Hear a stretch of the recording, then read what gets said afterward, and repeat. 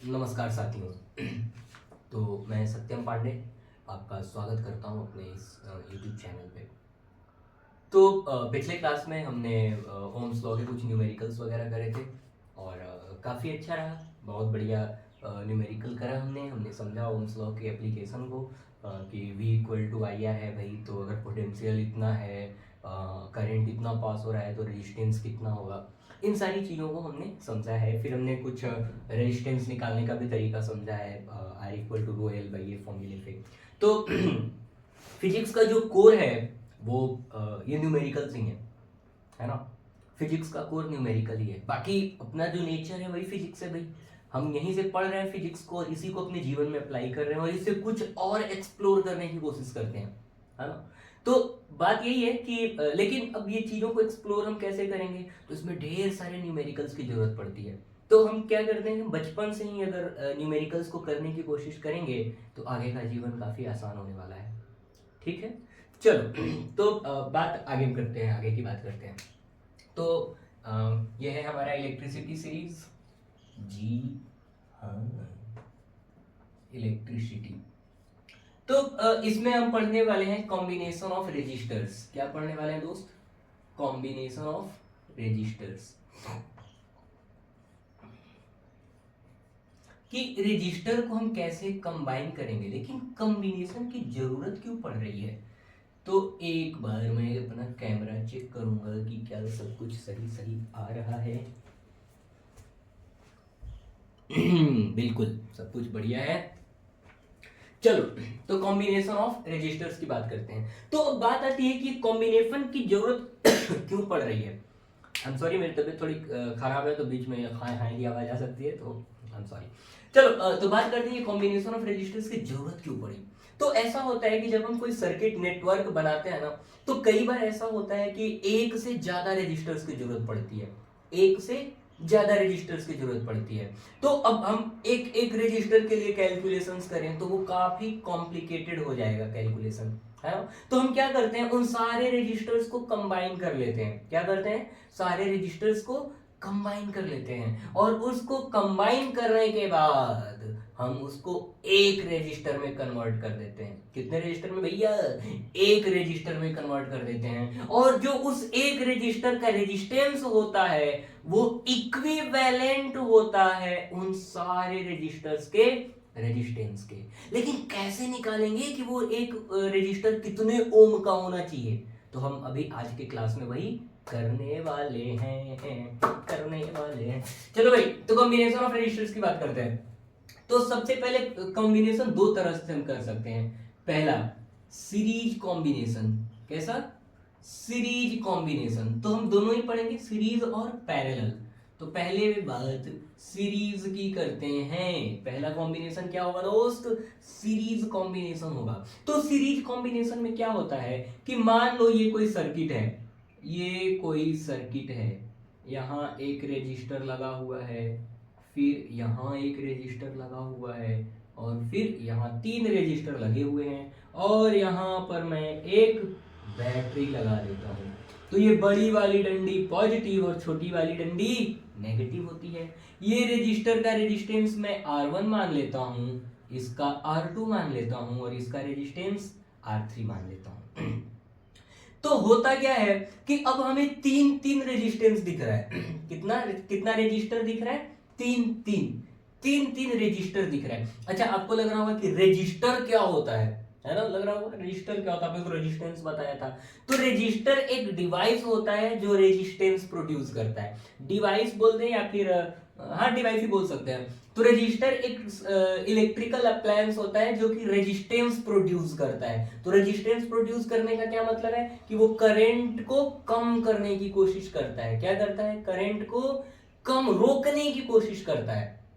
ठीक है, तो चलो ये क्या है? रेजिस्टर्स। तो अब हम बात करते हैं कि यार तीन तीन रेजिस्टर नहीं, चलो ये कॉम्प्लिकेटेड होने वाला है, तो इसको क्या करो दोस्त, तीन को किस में कन्वर्ट करो? एक में। किस में कन्वर्ट करो? एक में। और जब हम एक में कन्वर्ट कर रहे हैं, मान लो ये तीन है तो तीनों के क्रॉस पोटेंशियल डिफरेंस V था, जब हम इसको एक किए तो भी इसका पोटेंशियल डिफरेंस V होना चाहिए, और इन तीनों का इक्विवेलेंट R होना चाहिए। इक्विवेलेंट का मतलब जितना रेजिस्टेंस ये तीनों प्रोड्यूस कर रहे हैं उतना ही रेजिस्टेंस इस अकेले को भी प्रोड्यूस करना पड़ेगा। ठीक है, इस अकेले को भी प्रोड्यूस करना पड़ेगा। तो अब इसमें क्या होता है, हम कैसे पता करेंगे कि सीरीज कॉम्बिनेशन क्या है? तो सीरीज कॉम्बिनेशन में अगर आप देखोगे तो करंट निकलेगी पॉजिटिव टर्मिनल से, और जितनी करंट इधर से निकलेगी उतनी ही करंट इधर से वापस आएगी। या फिर तीनों रेजिस्टर से सेम करंट फ्लो होने वाला है। तीनों रेजिस्टर से करंट सेम फ्लो होने वाला है। तो मान लो इससे करंट फ्लो हो रहा है कितना, I, तो इस वाले पे भी करंट कितना फ्लो होना चाहिए, I। क्यों I फ्लो होना चाहिए मेरे दोस्त? क्योंकि जितना इसका इक्विवेलेंट रेजिस्टेंस है उतना ही इसका भी इक्विवेलेंट रेजिस्टेंस है। सही है, जितना करंट को ये अपोज करने की या रेजिस्ट करने की कोशिश करेगा उतना ही करंट को ये रेजिस्ट करने की कोशिश करेगा। तो जो इसमें करंट फ्लो होने वाला है दोनों सेम होने वाला है।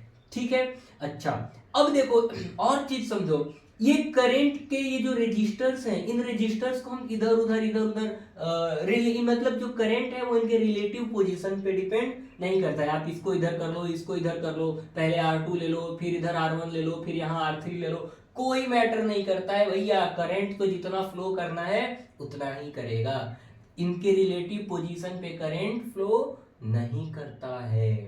चलो अगली बात करते हैं। अब ये पोटेंशियल डिफरेंस कितना प्रोड्यूस कर रहा है, V। कितना प्रोड्यूस कर रहा है, V। तो पोटेंशियल डिफरेंस तब तक इंक्रीज या डिक्रीज नहीं होगा जब तक कुछ ऐसे कांड करने वाले रेजिस्टर या कैपेसिटर या इंडक्टर इस जैसी चीजें ऐसी चीजें ना आ जाए। अब कैपेसिटर और इंडक्टर क्या होता है, कुछ नहीं, भूल जाओ इन्हें, कोई किसी काम के नहीं है, मतलब आगे के काम के, 11th 12th में काम आएगा इनका, 12th में काम आता है। ठीक है, चलो इसको भूल जाते हैं। तो अब अपने लेवल पे हम ये समझते हैं कि पोटेंशियल ड्रॉप या राइज तब तक नहीं होगा जब तक कि इसके बीच में कोई रेजिस्टर नहीं आएगा। बीच में का क्या मतलब, देखो ये पॉजिटिव है ये नेगेटिव है, ये कितना पोटेंशियल डिफरेंस प्रोड्यूस करेगा, V। कितना प्रोड्यूस करेगा, V। तो अगर मैं इस वाले टर्मिनल को यहां का पोटेंशियल 0 ले लेता हूं, कितना ले लेता हूं, 0 ले लेता हूं, तो यहां का पोटेंशियल कितना होगा, V। कितना होगा, V। क्यों क्यों क्यों क्यों आपने ऐसा क्यों बोला? क्योंकि देखो क्या इनके बीच में कोई रजिस्टर है, क्या कोई रजिस्टर दिख रहा है, नहीं। तो जब रजिस्टर नहीं दिख रहा है तो पोटेंशियल डिफरेंस सेम होगा, है ना। चलो अब कोई बोले नहीं ऐसे नहीं करेंगे, आप इधर V लो और इधर 0 लो, क्या ये भी सही है? बिल्कुल मेरे दोस्त ये सही है। क्यों सही है? क्योंकि अभी भी जो डिफरेंस है इस पोटेंशियल का वो कितना है, V है। इस वायर के क्रॉस पोटेंशियल डिफरेंस ये प्रोड्यूस कर रहा है, और कितना पोटेंशियल डिफरेंस प्रोड्यूस कर रहा है, V प्रोड्यूस कर रहा है। तो यहां से यहां के बीच में पोटेंशियल डिफरेंस कितना हो जाएगा, V हो जाएगा। कोई दिक्कत नहीं, कोई दिक्कत नहीं।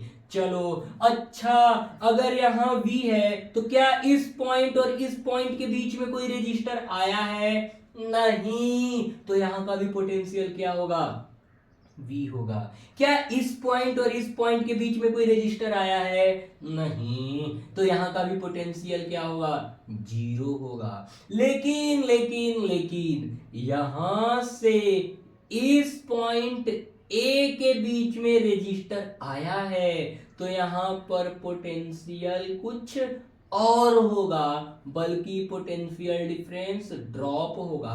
और यहां से यहां पोटेंशियल आया तो V1 हो जाएगा, और यहां से यहां आएगा तो कुछ V2 ड्रॉप होगा, और यहां से यहां आएगा तो पोटेंशियल कुछ V3 हो जाएगा। मतलब जो ही रेजिस्टर आ रहा है पोटेंशियल डिफरेंस क्या हो जा रहा है, चेंज हो जा रहा है। लेकिन फिर भी अगर इन तीनों को कंबाइन करोगे तो इस वायर के अक्रॉस पोटेंशियल डिफरेंस कितना होने वाला है, अभी भी V होने वाला है। अगर आप यहां और यहां के बीच में पोटेंशियल डिफरेंस देखोगे तब V नहीं होगा, तब V नहीं होगा। क्यों, कुछ और हो जाएगा, क्योंकि रजिस्टर आ गया ना। लेकिन अगर आप ओवरऑल यहाँ और यहाँ के बीच में पोटेंशियल डिफरेंस देखोगे तो वो V ही होने वाला है। तो मैं क्या बोल रहा हूं कि यहाँ पे यहाँ का पोटेंशियल डिफरेंस कितना हो जाएगा V, और ये V क्या हो जाएगा, ये जितना पोटेंशियल डिफरेंस तीनों का है ये तीनों मिलाकर V होने वाला है।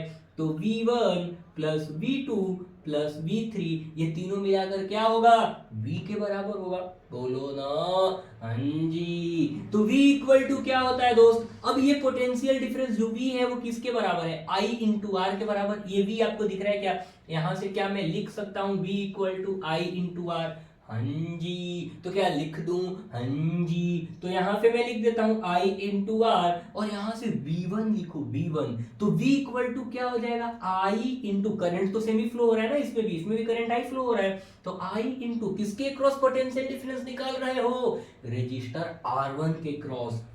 तो I इंटू R1 हो जाएगा प्लस इसके क्रॉस क्या हो जाएगा I इंटू R2 प्लस इसके क्रॉस पोटेंशियल डिफरेंस कितना हो जाएगा I इंटू R3। ये सब मैं कहां से लिख रहा हूं, ये सब मैं ओम्स लॉ से लिख रहा हूं। कहां से लिख रहा हूं, ओम्स लॉ से। तो एक काम करते हैं, क्या हम इसको ऐसा लिख सकते हैं दोस्त, I into R sorry I into R equal to I into R1 plus R2 plus R3। तो अब ये I और I कैंसिल हो जाएगा, तो R इक्वल टू क्या हो जाएगा, R1 plus R2 plus R3।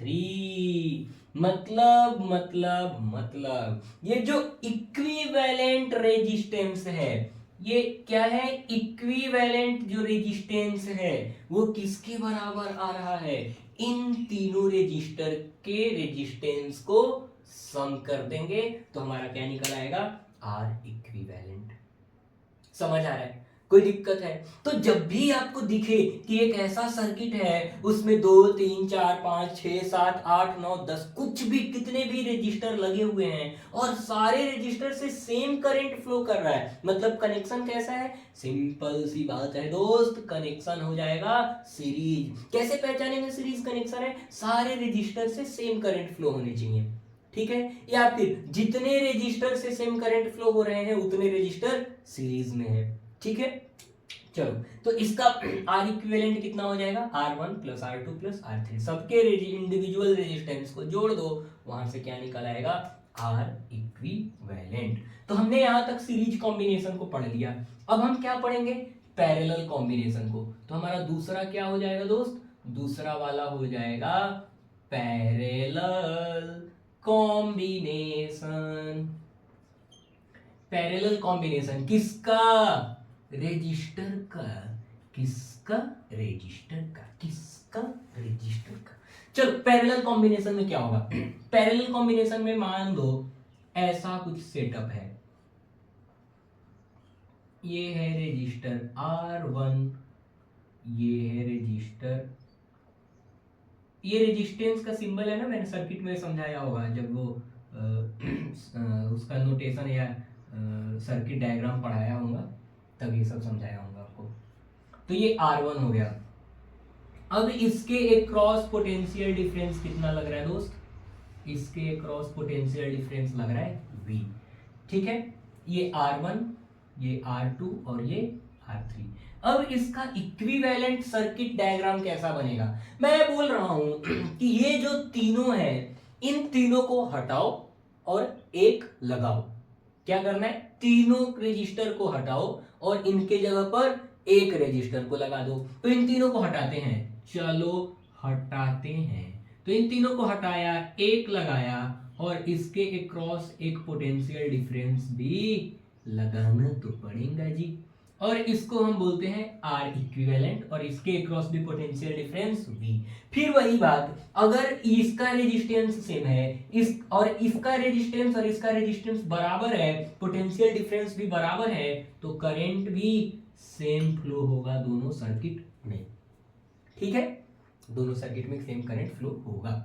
अच्छा, तो आपको ये कैसे पता चल रहा है कि ये वाला जो है वो पैरेलल कॉम्बिनेशन है और ये वाला सीरीज कॉम्बिनेशन है? तो देखो, जब सेम करंट फ्लो हो सारे रेजिस्टर से तो कैसा कॉम्बिनेशन, सीरीज कॉम्बिनेशन, अगर अलग अलग करंट फ्लो हो, देखो इसमें कुछ करंट और जाएगा, इसमें करंट और जाएगा, और इसमें करंट कुछ और जाएगा, तो इसमें करंट कुछ I1 जाएगा मान लेते हैं, इसमें करंट कुछ I2 जाएगा, और इसमें करंट कुछ I3 जाएगा, तो तीनों में अलग अलग करंट जाएगा।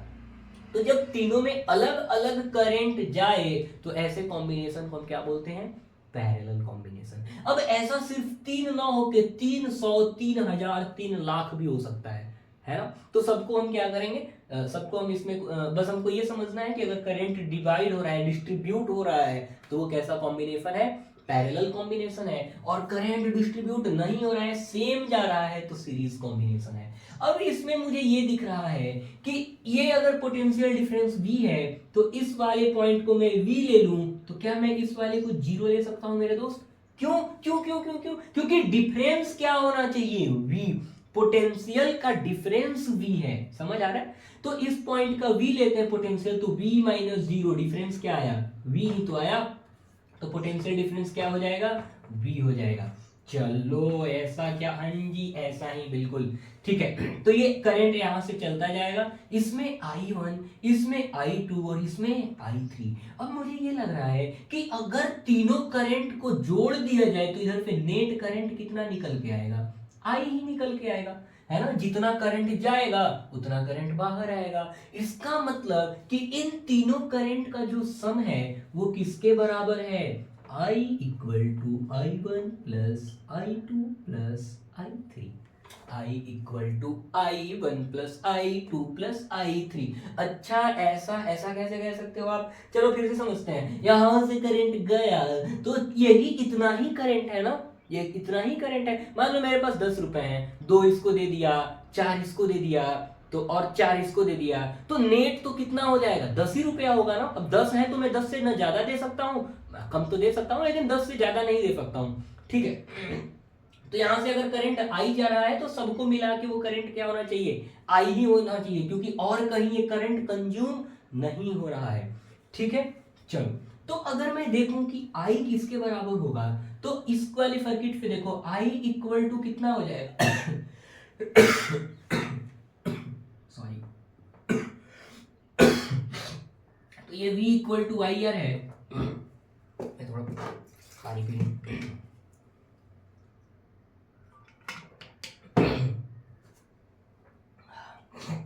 V equal to I R है, तो I इक्वल टू कितना हो जाएगा, V बाई आर।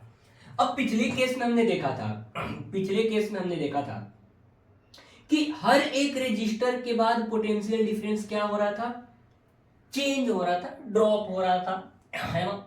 लेकिन इस केस में क्या होगा, यहां से यहां आए, यहां का पोटेंशियल डिफरेंस V और यहां का पोटेंशियल डिफरेंस 0। तो अगर इफ रेजिस्टर के अक्रॉस पोटेंशियल डिफरेंस देखो तो क्या आएगा, V minus 0 V। If resistor के क्रॉस पोटेंशियल डिफरेंस देखोगे तो कितना आएगा, V माइनस 0 यानी V। और इफ रेजिस्टर के क्रॉस पोटेंशियल डिफरेंस देखोगे तो कितना आएगा, V माइनस 0 यानी कि V। तो आप ये समझ सकते हो कि तीनों रेजिस्टर के क्रॉस पोटेंशियल डिफरेंस क्या है, सेम है। तीनों रेजिस्टर के क्रॉस पोटेंशियल डिफरेंस क्या है, सेम है। तो इसमें क्या होता है, same current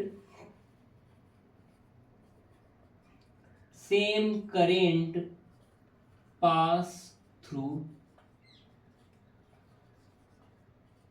each resistor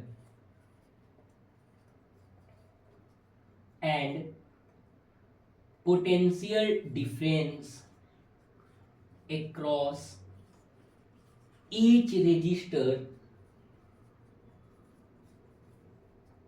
changes, है ना। क्या होता है, सेम करंट पास होगा हर रजिस्टर से, लेकिन पोटेंशियल डिफरेंस हर रजिस्टर के क्रॉस क्या क्या होगा, अलग अलग होगा। लेकिन इसमें क्या होगा, डिफरेंट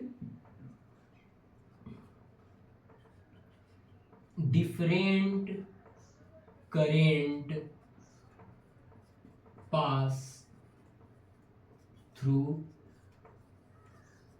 each register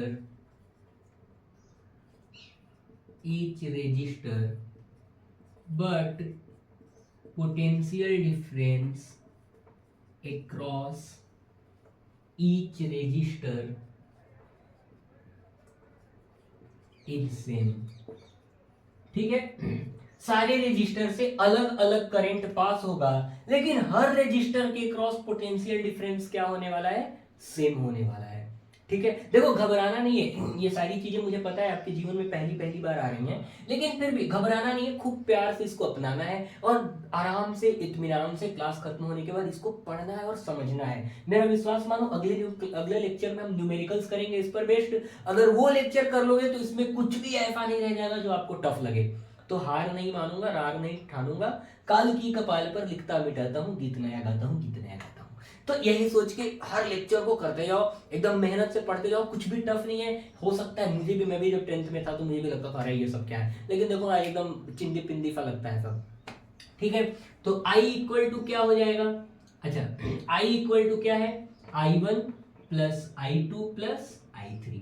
अब करंट क्या होता है, V बाई R, और इसके क्रॉस पोटेंशियल डिफरेंस कितना है, V माइनस 0 यानी कि V, तो V डिवाइडेड बाई इसका resistance R, sorry V divided, इसका लेते हैं पहले, V divided by R equivalent, इसका ये वाला लेते हैं ना, ये रेजिस्टेंस कितना है R इक्विवेलेंट, तो ये भी कितना हो जाएगा, V divided by R equivalent equal to I1 ये वाला कितना हो जाएगा, इसके क्रॉस R1 के क्रॉस पोटेंशियल डिफरेंस कितना है, V माइनस 0, तो V डिवाइडेड बाई R1, तो ये कितना हो जाएगा current, V divided by R1 plus ये हो जाएगा V divided by R2 plus ये हो जाएगा V डिवाइडेड बाई R3, क्योंकि तीनों के क्रॉस पोटेंशियल डिफरेंस क्या है दोस्त, सेम है।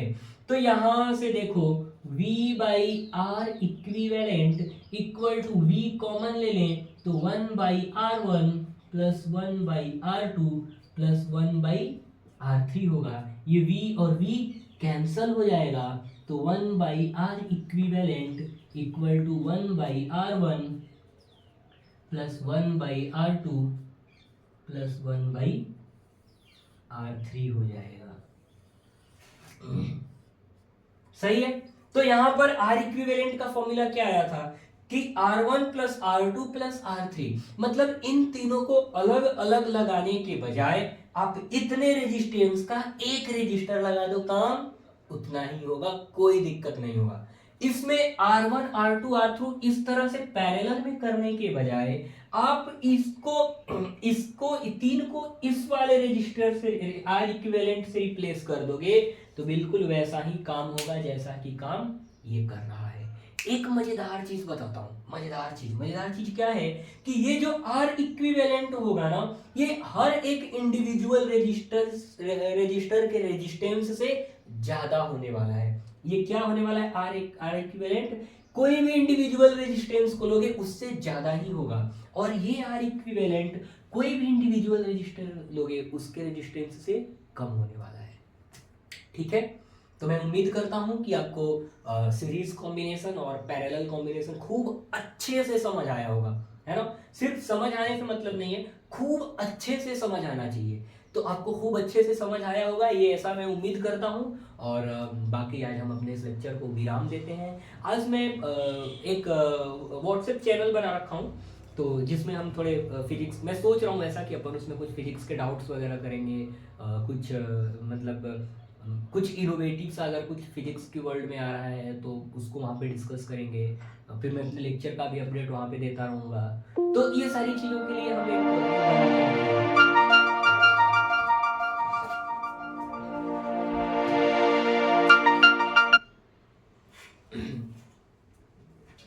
ठीक है, तो अभी मैं डिस्क्रिप्शन में वो लिंक ऐड कर दूंगा, तो प्लीज़ आप मेरे व्हाट्सएप चैनल से जुड़िए और यहीं मैं विदा मांगूंगा आपसे। तो ऐसे ही पढ़ते रहिए, हंसते रहिए, मुस्कुराते रहिए, और फिर अगले लेक्चर में मिलते हैं। आपने मुझे सुना, आपका बहुत बहुत आभार, धन्यवाद।